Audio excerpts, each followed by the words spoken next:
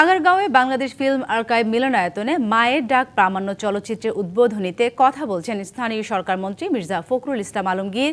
সরাসরি চলে যাচ্ছে সেখানে। এই পরিবারগুলো কিন্তু অত্যন্ত কষ্ট করেছে, কষ্ট করছে এখন।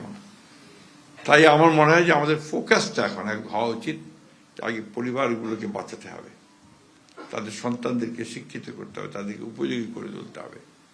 এই বিষয়টা যেন আমরা সবাই খেয়াল রাখি। আমি অনুরোধ করব যে তুলি বিষয়টা নিয়েও কথা বলবে।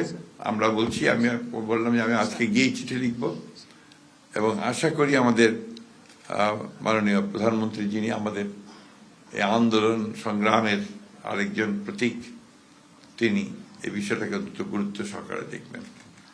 আপনাদের সবাইকে ধন্যবাদ, যারা এই ছবিটা নির্মাণ করার উদ্যোগ নিয়েছেন তাদেরকে ধন্যবাদ, আর তুলিকে ধন্যবাদ যে তুলি সমস্ত কিছু চ্যালেঞ্জ মোকাবেলা করে।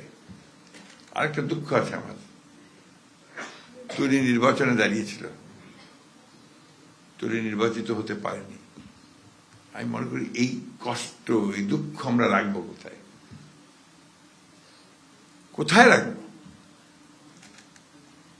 যে মেয়েটা সংগ্রাম করলো